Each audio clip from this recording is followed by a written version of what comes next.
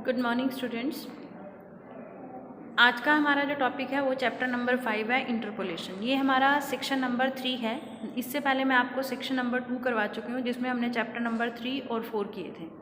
ठीक है, और आज हम जो स्टार्ट करने जा रहे हैं वो सेक्शन नंबर 3 है, जिसमें चैप्टर नंबर 5 कर रहे हैं, और हमारा टॉपिक है इंटरपोलेशन। देखो, मीनिंग करते हैं इंटरपोलेशन का। क्या मीनिंग है? इंटरपोलेशन क्या होता है? It is the process of estimating the value of y is equal to f x corresponding the value of x. X की कॉरस्पॉन्डिंग वैल्यूज़ के हमें क्या करना है? वाई की वैल्यू फाइंड आउट करनी है इसका यूज़ करके। ठीक है, जैसे देखो, आपने बहुत सारे क्वेश्चंस किए हुए हैं ऐसे टेबल्स वाले। जैसे ये टेबल बनी हुई है, ये x1 के कॉरस्पॉन्डिंग y1 है, x2 के कॉरस्पॉन्डिंग y2 है, x3 के कॉरस्पॉन्डिंग y3 है, x4 के कॉरस्पॉन्डिंग y4 है। ठीक है, ये वैल्यूज़ हैं। या फिर ऐसे ले लो, ये 1 3 5 7, ये तो x की वैल्यूज़ हैं, इसके कॉरस्पॉन्डिंग y की वैल्यूज़ 10 15 21 52 ये आ रही हैं। ठीक है, तो हम क्या करते हैं? इंटरपोलेशन क्या होता है? प्रोसेस होता है। जैसे आपको ये टेबल दे रखी है, x की डिफरेंट वैल्यूज़ के, आपको यहाँ पे फंक्शन नहीं पता है कि कौन सा फंक्शन है, y is equal to f x की वैल्यू नहीं पता है। तो आपको अगर वो बोल दे कि x इज इक्वल टू 4 के कॉरस्पॉन्डिंग, मान लो यहाँ पे बोल दिया जाए कि x इज इक्वल टू 4 के कॉरस्पॉन्डिंग वैल्यू फाइंड आउट करो। ठीक है, तो x इज इक्वल टू 4 के कॉरस्पॉन्डिंग हम वैल्यू बिना फंक्शन जाने कैसे फाइंड आउट कर सकते हैं? वो हमारा जो प्रोसेस है ना फाइंड आउट करने का, उसी को हम क्या बोलते हैं? इंटरपोलेशन बोलते हैं। ठीक है, इनके बीच में से कोई भी एक वैल्यू दे देगा फाइंड आउट करने के लिए, तो इस प्रोसेस को क्या बोलते हैं? इंटरपोलेशन। जो x की वैल्यू के कॉरस्पॉन्डिंग y की वैल्यू फाइंड आउट करनी है, इस प्रोसेस का क्या नाम है? इंटरपोलेशन। इसके लिए कुछ बेसिक डेफिनेशंस आपको पता होनी चाहिए, नोटेशंस पता होनी चाहिए, वो अब हम करेंगे। इंटरपोलेशन ना एक्चुअली दो टाइप की उसके लिए होती है। एक तो इक्वल इंटरवल्स, यानी कि इंटरवल्स के बीच का जो गैप है ना, सेम जैसे 1 से 3, देखो कितने का गैप है? 2। ठीक है, फिर इसी तरह से 3 के बाद हम कहाँ पे गए? 5। 3 और 5 के बीच में भी कितने का गैप है? 2। 5 से 7 में भी 2। यानी इंटरवल्स के बीच का गैप क्या है? इक्वल इंटरवल्स हैं ये। ठीक है, तो आपके पास हम इक्वल इंटरवल्स के लिए भी इंटरपोलेशन का यूज़ करते हैं, और अनइक्वल इंटरवल्स के लिए भी हम इंटरपोलेशन का यूज़ करते हैं। इक्वल और अनइक्वल दोनों टाइप के इंटरवल्स के लिए। तो अब हम जो कर रहे हैं, हम किसके लिए कर रहे हैं? इक्वल इंटरवल्स की पहले बात करते हैं कि इसमें किस तरह से किया जाएगा। तो इसके लिए जो कुछ बेसिक डेफिनेशंस है वो मैं आपको बताती हूँ। जो ये x की वैल्यूज़ होती है ना, ये लिखी हैं या ये लिखी हैं, इनको हम लोग क्या बोलते हैं? आर्गूमेंट। जो x की वैल्यूज़ होंगी इनको क्या बोलेंगे? आर्गूमेंट। और इनके कॉरस्पॉन्डिंग जो y की वैल्यूज़ आएंगी इनको क्या बोला जाएगा? एंट्रीज। क्लियर? जो x की वैल्यूज़ हैं वो क्या हैं? आर्गूमेंट। जो इसके कॉरस्पॉन्डिंग y की वैल्यूज़ आएंगी वो क्या होंगी? एंट्रीज। और इनका बीच का जो गैप होगा उसको बोलेंगे इंटरवल ऑफ डिफरेंसिंग। ठीक है, जैसे यहाँ पे कितने का डिफरेंस है? 2 2 का। 3 - 1 2, 5 - 3 2, 7 - 5 2, 2 2 का गैप है। तो हम यहाँ पर इंटरवल ऑफ डिफरेंसिंग किसको बोलेंगे? 2 बोलेंगे। तो अब देखो, हम लेते हैं y is equal to f x. तो y is equal to f x में जैसे मैंने x की डिफरेंट वैल्यूज़ रखी, जैसे x1 x2 x3 से, अब यहाँ आपकी बुक में नोटेशन है a plus h, a plus 2h, a plus 3h। ठीक है, ऐसे ही करते करते a प्लस NH, इस तरह से बहुत सारी चल रही हैं। तो ये जो है ना, ये सारी जो x की वैल्यूज़ हैं, इन सबको क्या बोलते हैं हम लोग? आर्गूमेंट। ठीक है, और x की वैल्यूज़ रखने से यहाँ पे x की जगह मैं a रखूँगी तो y की वैल्यू कुछ आएगी ना। जैसे मैंने x की जगह a रखा तो ये y की वैल्यू आई। इसको ना वो नोटेशन दे रहे हैं ऐसे, f ऑफ a या y ऑफ a। फिर इसी तरह से मैंने x की जगह क्या रखा? इसमें a प्लस h रखा, तो वो इसको नोटेशन दे रहे हैं ये। तो ये जो आ रही है ना y की x की वैल्यू रखने से y की जो कॉरस्पॉन्डिंग ये आ रही है, ये आ रही है, इन सब वैल्यूज़ को हम लोग क्या बोलते हैं? एंट्री। ठीक है, इनको क्या बोला जाता है? एंट्री। इनको एंट्री बोला जाता है।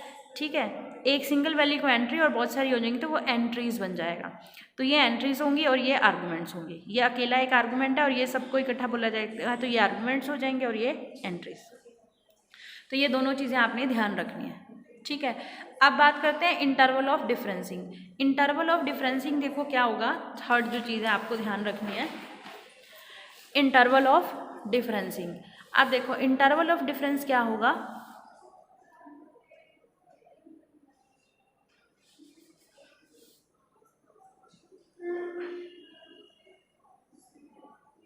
इंटरवल ऑफ डिफरेंसिंग को एक तो एच से नोटेशन दे रहे हैं हम लोग मैक्सिमम, और दूसरा क्या होगा, दो जो आपके कंसेक्यूटिव वैल्यूज होंगी ना आर्गूमेंट की, उनका जो डिफरेंस है, क्या डेफिनेशन पूरी देखी जाए तो क्या है, डिफरेंस बिटवीन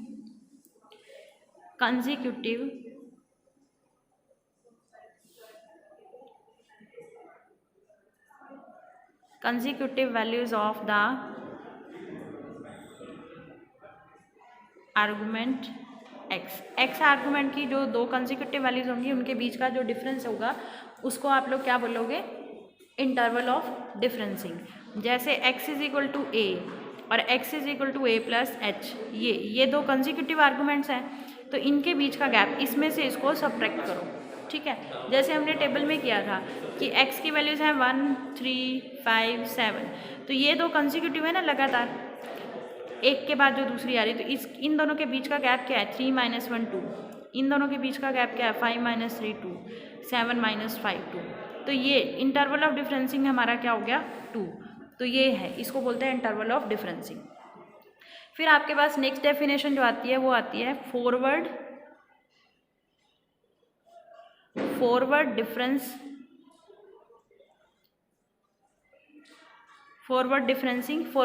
ऑपरेटर भी बोल सकते हैं हम लोग, ठीक है। तो हम यहाँ पे कैसे इससे नोटेशन देते हैं, ये फॉरवर्ड डिफरेंस ऑपरेटर है, इसको क्या बोला जाता है, फॉरवर्ड डिफरेंस ऑपरेटर, ये फॉरवर्ड डिफरेंस ऑपरेटर है। अब ये फॉरवर्ड डिफरेंस ऑपरेटर काम कैसे करता है, वर्क कैसे करता है, जैसे y is equal to f x आपके पास फंक्शन दे रखा है, तो डेल्टा मैंने लगा दिया इसके ऊपर डेल्टा एफ एक्स, ठीक है, ये फॉरवर्ड ऑपरेटर लगा दिया, तो इसका मीनिंग क्या है, F of x plus h minus F x, ठीक है, ये करेगा ये ऑपरेटर किसी फंक्शन के आगे लग जाएगा तो क्या होगा, देखो इसके आर्गूमेंट में ऐड हो गया x plus h minus F x, इसी को ही माइनस कर रखा है, तो ये आपको रूल ध्यान रखना है, फॉरवर्ड डिफरेंस ऑपरेटर बोलते हैं इसको हम लोग, डेल्टा को, क्लियर, तो ये नोटेशन ध्यान रखनी है। सेम इसी तरह से एक नेक्स्ट ऑपरेटर है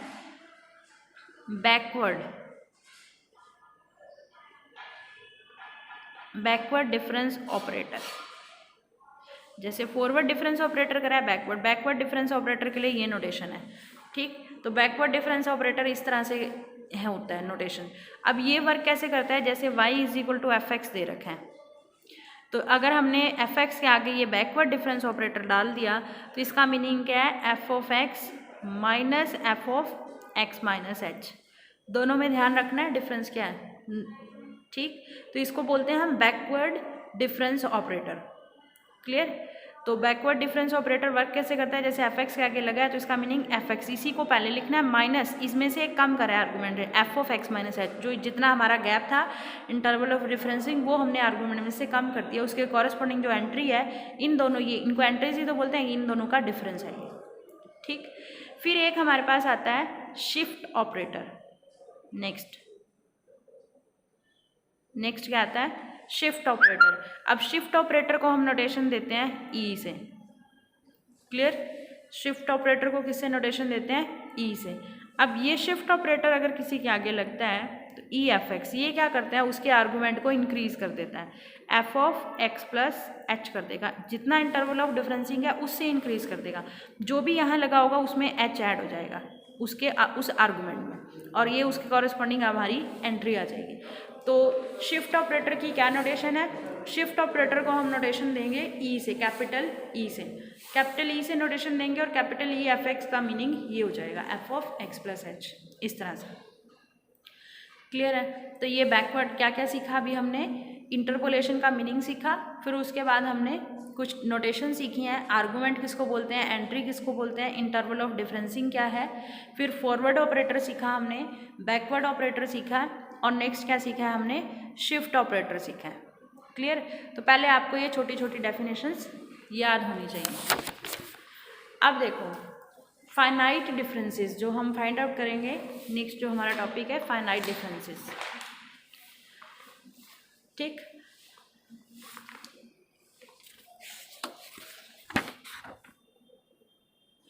अब हम जो ये डिफरेंस निकालना सीख रहे हैं ना, फॉरवर्ड डिफरेंस निकालना है, तो अगर ये लिखा हुआ है ऐसे डेल्टा ये इसको बोलते हैं फर्स्ट फॉरवर्ड डिफरेंसेस, ठीक है। इसी तरह से इसके ऊपर ऐसे नोटेशन आ जाएगी अगर, ठीक है, तो ये क्या हो जाएंगे सेकंड फॉरवर्ड डिफरेंसेस। फिर इसी तरह से 3 पावर थर्ड फॉरवर्ड डिफरेंसेस। तो इसका एक जनरल रूल होता है हमारा nth फॉरवर्ड डिफरेंसेस का delta raise to power n y x लिखा है जैसे मैंने यहाँ पे आर्गूमेंट फॉर एग्जाम्पल, ठीक है। तो ये क्या बना देता है delta raise to power n minus 1 y x plus h minus delta raise to power n minus 1 y x, यानी कि ये ऐसे n है ना, n का मीनिंग अगर आप यहाँ पे 2 रखते हो तो 2 माइनस 1 1 2 माइनस 1 1, ठीक है। ये ऐसे अगर आप 1 रखते हो तो 1 माइनस 1 0, मतलब कि वो डिफरेंस ऑपरेटर नहीं होगा वहाँ पे। तो ये ऐसे ऐसे इनके मीनिंग चलेंगे। तो अब ना इसके ऊपर हम ना टेबल्स आती हैं आपके पास बनाने के लिए, फॉरवर्ड डिफरेंस टेबल और बैकवर्ड डिफरेंस टेबल, ठीक है। तो एक हम एग्जाम्पल की हेल्प से फॉरवर्ड डिफरेंस टेबल और बैकवर्ड डिफरेंस टेबल बनाना सीखते हैं कि फॉरवर्ड डिफरेंस टेबल कैसे बनती है और बैकवर्ड डिफरेंस टेबल कैसे बनती है, ठीक है। तो जैसे हमारे पास उन्होंने एक डाटा दे दिया, हमें x दे दिया और एक कॉरस्पॉन्डिंग fx दे दिया और बोला है कि कंस्ट्रक्ट फॉरवर्ड डिफरेंस टेबल बनाओ इसकी। जैसे x की वैल्यूज दे दी 45 50 55 60 65, कॉरस्पॉन्डिंग fx की वैल्यू दे रखी है 2.871 2.404 2.083 1.862 एंड दिस। हमें क्या बोला उन्होंने कि फॉरवर्ड डिफरेंस टेबल बना के दिखाओ। तो फॉरवर्ड डिफरेंस टेबल बनाने का क्या फॉर्मूला है, क्या मेथड क्या है, x अगले में fx लिखोगे, ठीक है। यहाँ जो आएगा fx y is equal to fx, यहाँ पे डेल्टा fx भी लिख सकते हो डेल्टा y भी लिख सकते हो। फिर यहाँ पे सेकंड डिफरेंस के लिए बना लिया, फिर थर्ड डिफरेंस के लिए बना लिया, ऐसे चलेंगे, ठीक है। फिर हमने फोर्थ डिफरेंस के लिए बना लिया। ये टेबल से पता चलेगा कहाँ तक जाएगा आपका।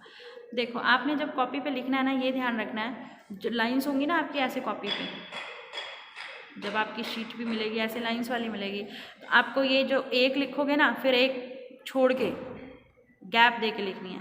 50 55 60 65 ये लिखा मैंने। ये मैं चलो लाइन से लगा देती हूँ, आपको अच्छे से क्लियर हो जाएगा।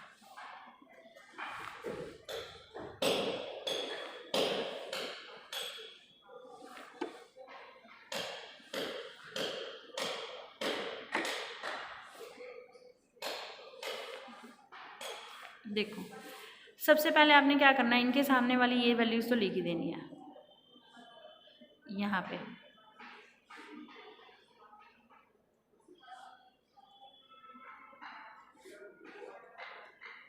ठीक है।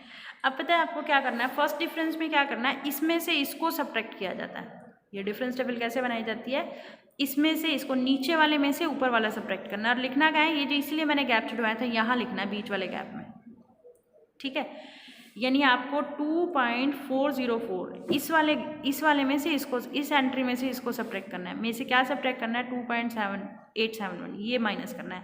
तो ऑब्वियस है ये आंसर माइनस का बनेगा ना आपका, तो ये बनेगा -0.467। फिर सेम इसमें से इसको सब्ट्रैक्ट करना है, तो ये आ जाएगा -0.321। देखो 2.083 2.404 ऐसे करना है माइनस आपने, ठीक है। नीचे वाले में से ऊपर वाला माइनस करना है। तो अब ऑब्वियस है ये बड़ा है ना, ये छोटा है, ये माइनस का है और ये प्लस का है, तो आप इसको सब्ट्रैक्ट करोगे ये, तो ये मैंने इस तरह से लिखा है।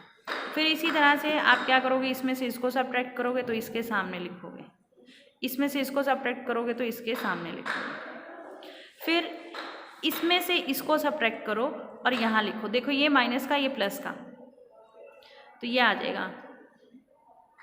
फिर इसमें से इसको सब्ट्रैक्ट करो, इसमें से इसको सब्ट्रैक्ट करो,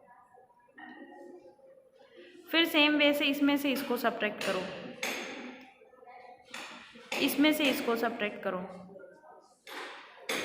फिर सेम वे से इसमें से इसको सब्ट्रैक्ट करो। अब देखो ये सिंगल एंट्री रहेगी ना, इससे आगे तो बनेगी नहीं हमारी टेबल, किसमें से किसको करेंगे, तो यहाँ हमने स्टॉप हो जाना है। वैसे कई बार वो मेंशन कर देता है कि 4 डिफरेंस टेबल तक बनाओ, 3 डिफरेंस तक बनाओ, तो हमें उसी के अकॉर्डिंग चलना है। अब ये फॉरवर्ड डिफरेंस टेबल है ना, मैंने फॉरवर्ड ऑपरेटर यूज़ किया, तो हमें कौन कौन सी एंट्रीज़ को, या आपकी बुक में ना इनको बोल्ड कर रखा है, हाईलाइट करना है, ये वाली इनको हाईलाइट कर रखा है, ये एंट्रीज़ का यूज़ करना होता है फॉरवर्ड डिफरेंस में। फॉरवर्ड में ये चलेंगी, बैकवर्ड में नीचे वाली चलेंगी। तो आपको फॉरवर्ड डिफरेंस ऑपरेटर का ध्यान रखना है और ये टेबल इस तरह से बनानी है। तो ये एंट्रीज़ को हमने ध्यान रखना है। तो जो लिखेंगे ना, ये हमारी ये था 45, ठीक है, तो हम इसको लीडिंग टर्म बोलेंगे, लीडिंग टर्म, और ये लीडिंग डिफरेंसेस हैं, ठीक है। तो y ऑफ 45, y 45 सफिक्स में लिखा वो, तो ये इसके सामने क्या एंट्री थी 2.871। फिर डेल्टा y ऑफ 45, ये फर्स्ट वाली ही लिखनी है आपने, ये वाली। तो ये फर्स्ट वाले डिफरेंस में ये थी, तो हमारा आंसर आएगा -0.467।